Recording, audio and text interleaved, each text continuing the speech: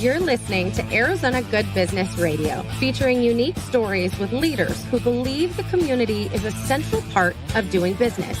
Join us on the journeys of entrepreneurs, local businesses, and champions of Arizona who believe working together, we can build stronger communities. To Arizona Good Business Radio, featuring leaders in the Arizona business community, working to build a lasting impact throughout our state through doing good business. I'm your host, once again, Thomas Barr, Vice President of Business Development at Local First Arizona.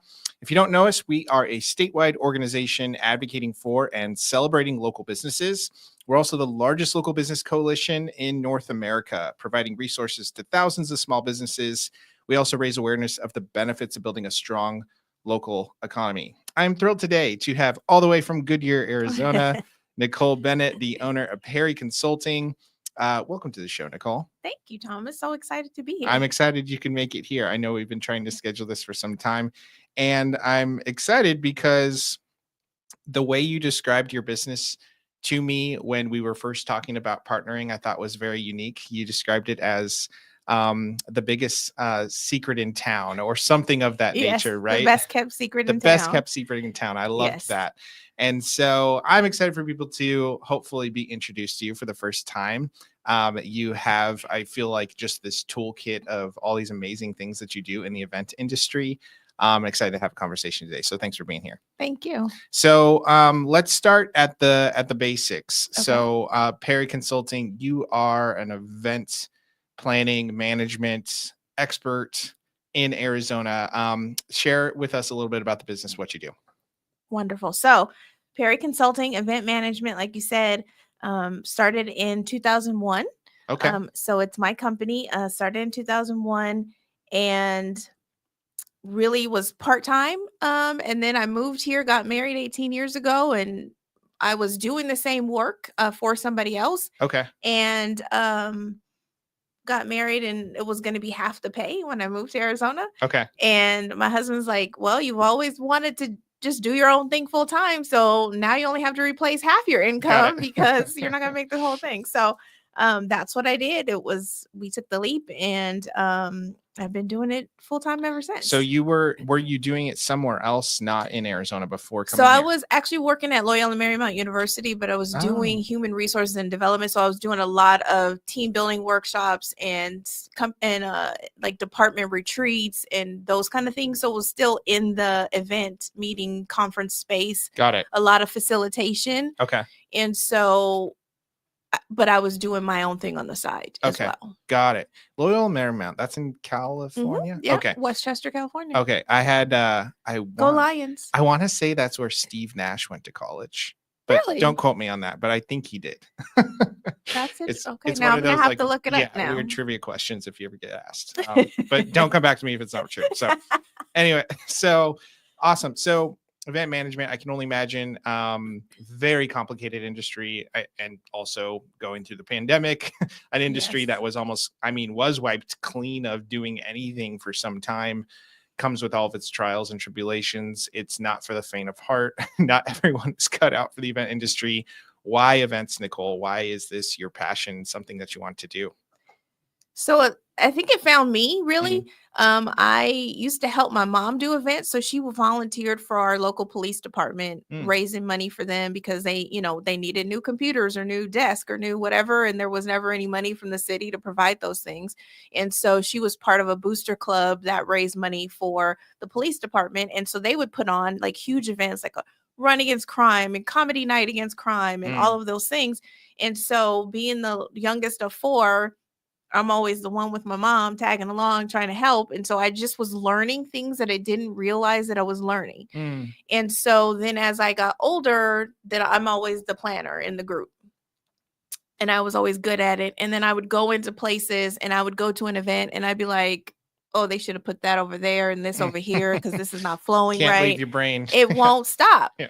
And so I thought I was going to be a marriage counselor. So I was a psychology major in college. And then when I graduated, it just didn't feel like the right path. And so I started in nonprofit and then Loyola. And then I was like, we actually did a camp for young women to teach them how to start their own business. Oh, really? And literally it was like an epiphany at the end. Like, I'm here teaching these girls for the last 2 weeks on how to do this. Yeah. I need to be doing it for myself. Totally. And so that's when it started. That's great. That's actually similarly how our events manager at Local First Arizona found us. Her one of her parents was in like working with chambers of commerce growing up in another state, and she just kind of like would follow along and like participate in things, and shared that that's how I got into events found me, sort of a thing, and then went on to do all these crazy big events across the country, and then found Local First. So I found that story very similar in people as they're introduced to it at a younger age, and then find that they're really good at it. And then your brain just works like that, yeah, because it was being trained all those years and you just didn't realize it. Yeah. So literally I'll go to a movie and my husband will lean over if there's an event scene and he'll be like, stop looking at it from an event perspective, just enjoy the movie. Well, it's funny too that you say you were a psych major. I was a psych major for like 2 weeks in college, but it didn't take. Well, no, it did not. I was not cut out for psychology in college, at least. But I imagine some of what you learned in college, you put into your profession. 100%. The experience that an individual has at an event, like how people are going to flow and move together. Like, I imagine you bring some of that into the industry too. Well, because it's a people industry. So all the time you're working with teams of, different vendors in the hotel and all the guests at the event and your client, and they have a committee. This, because I usually work with a nonprofit, and so there's usually a committee that's helping to make the plan for the event. Yeah. And so yes, all the different personalities, you have to be able to recognize the types of personalities so that you can better work with them. Mm-hmm. And it's my job to bend to them, right? They're not going to bend to my style. So I've got to be able to recognize their style so I can bend to them. Right. And so that's really where my site comes into play. Super insightful. Yeah, that makes a lot of sense. So what makes you the best kept secret in town? Why do you think that Perry Consulting is a company people should know about? Because I think we're amazing at what we do. We love what we do, and that shows. We always try to go the extra mile for people and we call it magic, bring a little moment of magic to the event that they weren't expecting, not even the client was expecting. So that's always our goal.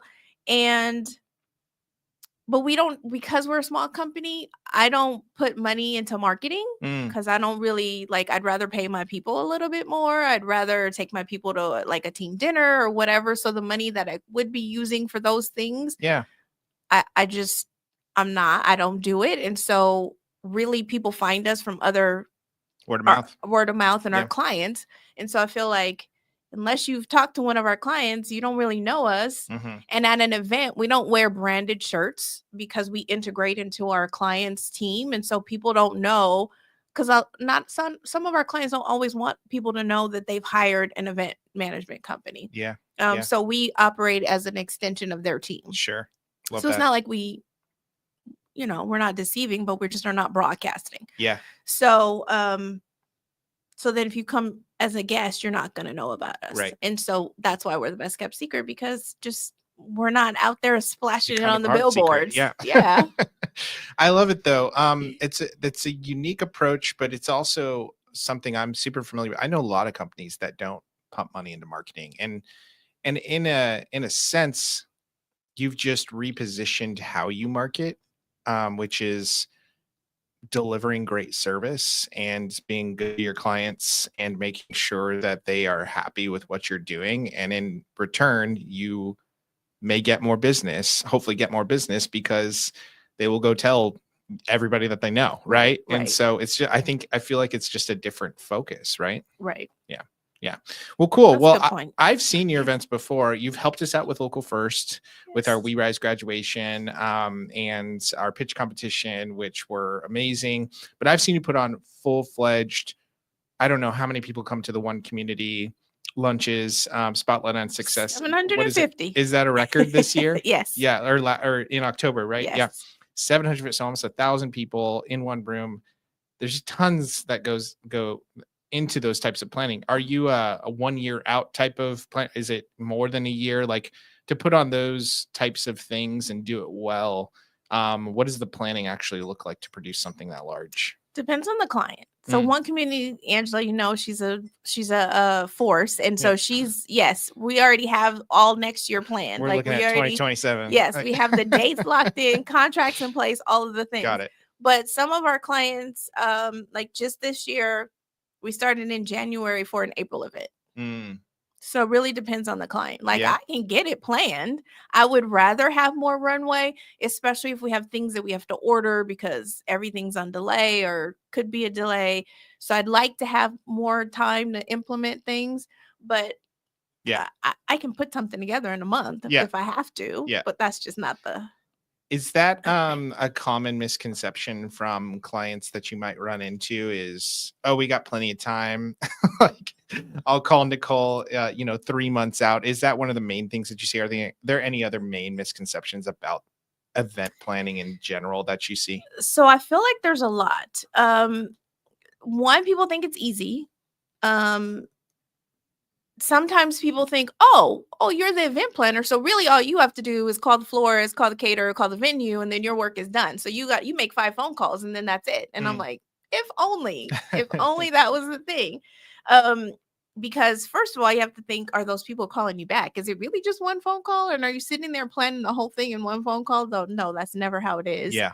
But you also have to be prepared in case something goes wrong. And even the best laid plans, something is not going to go how you think it should. And if you don't have an event professional on site to fix those things, then it's going to be a disaster. Yeah. And we're not going to panic because we already expect that something is going to go left when we wanted it to go right. And so we're just waiting for the moment so we can, swoop in and fix whatever the thing is. Yeah. And the other thing is people don't know what they don't know.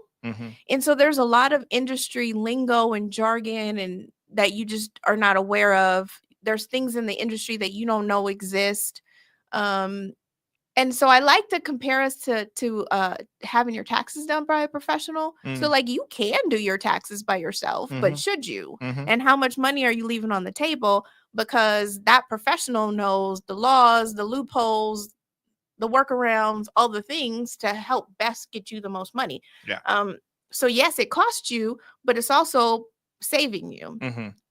And it might be keeping you out of jail. I mean, so it's the same thing with us. It's like, you don't know what you don't know. And so what is your lack of knowledge costing you in the end? So you think that you're saving money on the front end because you're not putting out the cost for an event management company.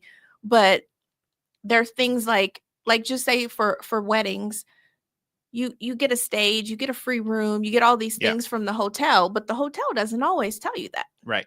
That you're supposed to get those things and you don't know it and you've never planned a wedding before. You don't know I'm supposed to get the free room. Right.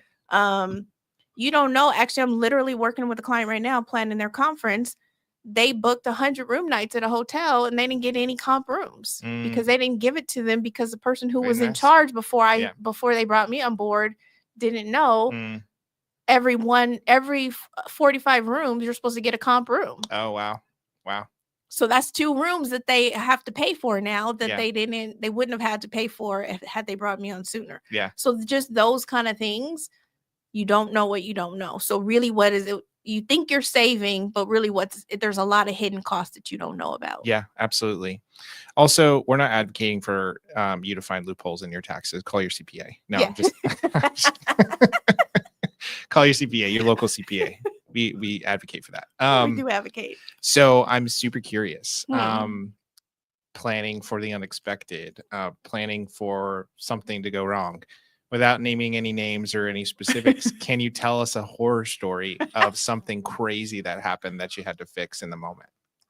Okay, so we have to bring down the expectation of horror story, right? Because we're not saving lives. So that's the other thing. You could be though. I mean, we could if I had to. Knock on wood. No. If I had to. Well, just this past year, actually, it was an auction event for auction fundraiser, and the auction software stopped in the middle of the event. And so we called tech support. And so people were mobile bidding. setting the stage. Like this is an hour and a half reception, and then they go inside for dinner. So this is their time. They're looking at the auction items and they're on their phones, and we have bid helpers going around and people are on their devices bidding. Yeah. And then people start coming up to the table like, hey, I'm having a problem. And so then we're trying to troubleshoot. And then somebody else comes up like, I'm having a problem. And then we're noticing a pattern now, because 3 people having a problem at the same time is not normal. So we call tech support and they're like, yeah, it's down nationwide. Oh my gosh. And I'm like, okay, so when are you going to fix it? Yeah, we don't have an ETA. So try this, try that. None of the stuff worked. And they're like, well, yeah, we're frantically working, trying to fix it, but we have no clue when it's going to be fixed. So as a backup, we always have paper bid sheets. Okay. So we not ideal, but not ideal, yeah, but you have to do something, because this is the money that they're making, right? Yeah. So we whipped out whatever it was, I think like 75 or 80 auction items.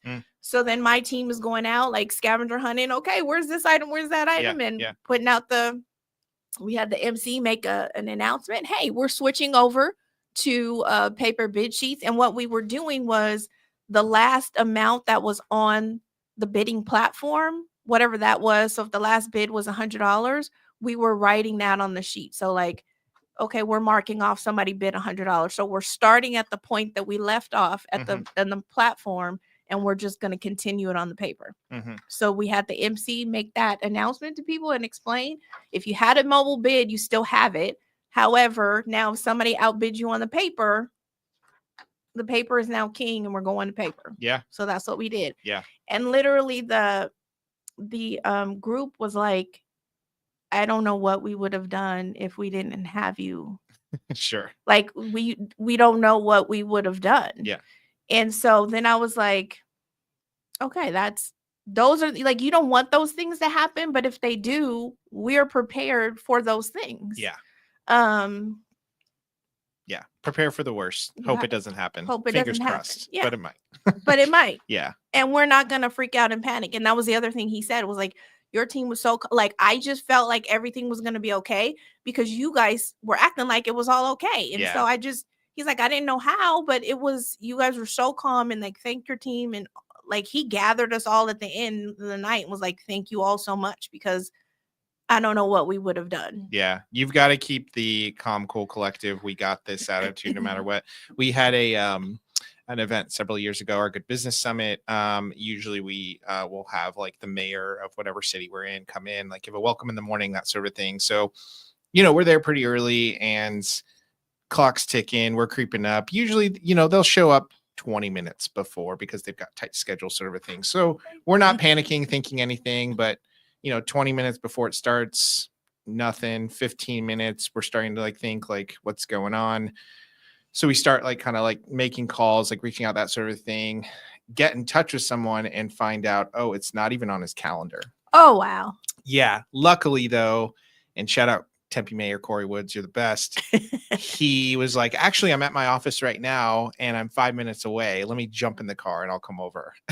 And so this man woke up that morning not having this on his calendar, and he's like, oh, I got this, like we'll be there. And so what we did was we just jumped on stage, and this was the first time we actually hosted the event after the pandemic, and we just made a joke. We made a light joke about it, like in the spirit of pivoting. I think we said something like that. We're actually going to have our keynote speaker first and then get our welcome from the mayor right after. So it was like this like nice like little switch in the morning. But I mean, just like you said, always having this is going to be fine. Like the world's not going to end. The world's not going to end. Gonna be all right. We're going to adjust and it'll be fine. Yeah. And so I call those my MacGyver moments, right? Like you got to fix in the room with what you got. So like make it work. And so those are my MacGyver moments. Another funny thing, well, that one wasn't funny, but a funny thing that at a wedding at the Desert Botanical Gardens, actually. So the bride's husband, about to be husband, had made like a tiered cupcake stand, and he was all proud of it and she was all proud of him for it. And so she was like, we don't want the cupcakes to be served, we want everybody to go to the cupcake table so they can see the thing that he made. Okay, no problem. So the cupcake table's out, the table's linen and all dressed and we got the cupcakes on it, all beautiful. Well, the caterer comes over, somebody from the catering team comes over and was like, there are ants attacking the cupcakes right now. Okay, there's a horror story. There we go. And so I was like, what? And she's like, yes. So she brings me over and she's like, I don't know what to do. And so I said, we're picking up the table and we're taking, there was like a wall because it was outside. I was like, just help me carry the table behind the wall. And so she picked it up. We picked it up together. We walked behind the wall. And I'm like, okay, all the ones on the bottom, the ants got them. That's now ant food. So we're throwing those away. We're like, we're taking off the tablecloth. Like we're ripping all the decorations off because we're like shaking out all of these ants, right? Oh my gosh. And so we're shaking out the ants. We're throwing away the ones in the bottom. We're saving, like, if we don't see an ant, okay, that one's good. We're going to keep that one. And we're restocking it from, what we had left over. And then I said, you guys finished? I'm going to go check on the bride. So I go out and she's like, where's the cupcake table? I don't want it to be served. Remember, I wanted everybody to, I said, yes, everybody's going to go to the cupcake table. I promise. And she's like, well, where is it? I don't see it. I don't want them to serve it. I'm not going to tell her ants are attacking her. I was going to say, did she find out? Not at that moment. I was like, you're never going to hear that in the middle of your wedding. Right. So I was like, I know what you want. I promise it's going to happen. Let's have your dad make the toast right now. And then when he's done, the cupcakes will be back out. Yeah. And it'll be fine. And so she's like, okay. So I said, I promise nobody's going to be served. They're going to have to go get a cupcake. Yeah. It's going to be fine. And I said, let's just have your dad make his toast right now. Love it. So dad makes the toast. We bring I run back to them and I'm like, okay, when yours are done, take the table back out. Dad's making the toast. They sneak the table back in. Well, the eyes are over here. The cupcakes reappear, and then it was all fine. So fun. Yeah. I love it. And good intuition to not say ants are attacking the cupcakes in the middle of the wedding to the bride. Right. I never saw my wedding cake. Really? Yeah. No, I saw a picture of it, but wasn't something I got to try that night. So everybody. Have any? No, I did not have any. Maybe I had some. I didn't see the actual. You guys didn't do a cutting thing? No, didn't do the traditional. Do all that. No. I mean, you don't have to. We're busy doing something else. I don't know. Dancing maybe. But it would have been nice if you got to eat some. Yeah. I'm not a big sweets person, so it was cool. Back to we were talking a little bit earlier about just your approach to doing business. Yes. You don't do marketing, you focus on delivering great service to your clients, and that in turn, is your marketing. Are there any other concepts of like being a good business owner, how you treat your staff, how you treat your contractors, like anything that you are proud of or passionate about and how you run your business that you've reflected on at all? Yeah, so I'm most proud of our relationships with our vendor partners. We really understand that our relationships with them are critically important. We cannot do the event without them. And so we treat them like partners. We bring on people that we feel are experts and we let them be an expert. Like, I'm not going to try to micromanage you. I'm not going to try to dictate how you're supposed to do your thing because I trust you to do your thing, right? Yeah. And I don't know all the little nuances. So I'm going to trust that you know all the nuances because that's why I'm working with you. Mm-hmm. And so I let them do their thing. And then it's a collaboration of like, I always ask them, what do you need from me to set you up for success? Right? Because they have to be successful and they have to shine as well because they're representing their company or their business. And so my job is to make sure that they have all the tools on hand so that they can execute and be flawless, just like we want the event to be flawless, right? Yeah. And so we all bring our little, what I call it, an event puzzle. Everybody brings their piece to make the whole puzzle. And so we don't have a whole without all of the parts, right? Yeah. And so I'm really proud of that. And I will say that it showed up so there's an organization that we work with where there was the videographer. So he's making the honoree videos. The videographer, we had a good relationship with him because we treat our vendors like partners. And plus, people are people, so you should respect everybody anyway, right? Yeah. Like that's part of what I tell my team. Like, everybody's like, your job is what you do is not who you are. And so everybody should be treated with respect, right? Mm-hmm. And so have a good relationship with the videographer. Well, the videographer a couple of years later winds up becoming the CEO of the company he was doing the videotaping for. How cool. And so, but they kept us on board because we had a good relationship, right? So had we been treating him crappy, I'm bossing you around and telling you what to do. I'm not valuing you. I'm not respecting you. Yeah. What's going to happen when now he's the CEO? And that's like an unexpected thing that you don't see happen all the time, right? Yeah.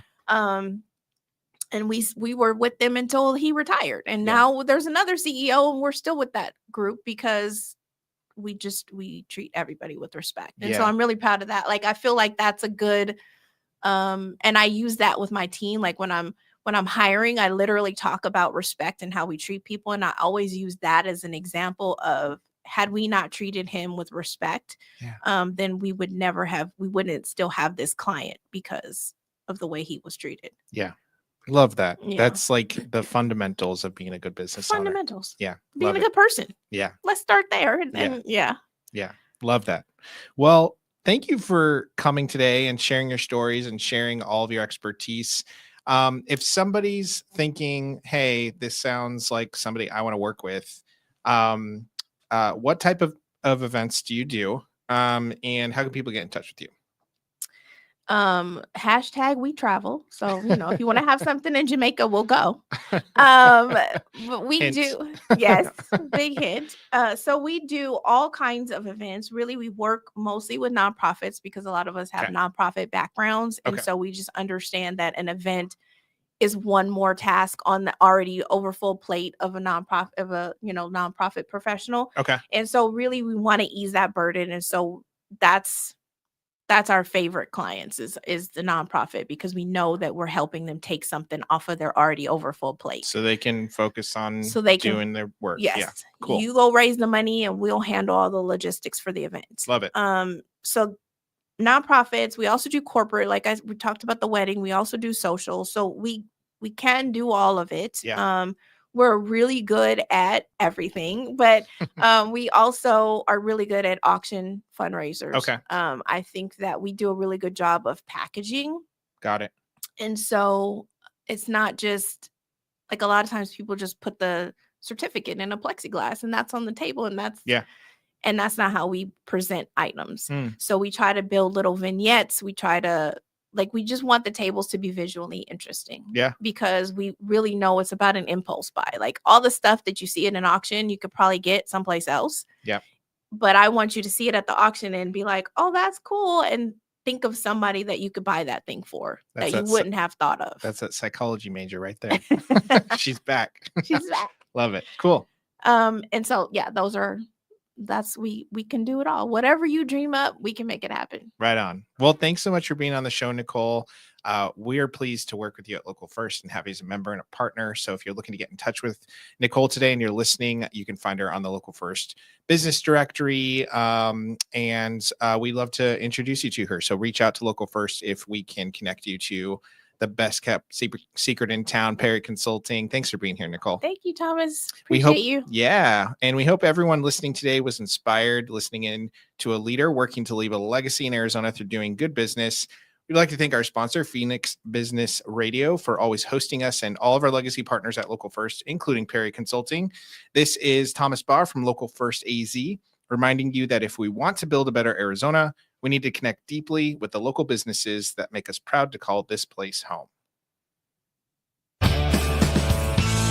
Thank you for listening to Arizona Good Business Radio with Local First Arizona, where entrepreneurs and local businesses come together to build stronger communities. We hope your business is inspired to take part in building a better Arizona.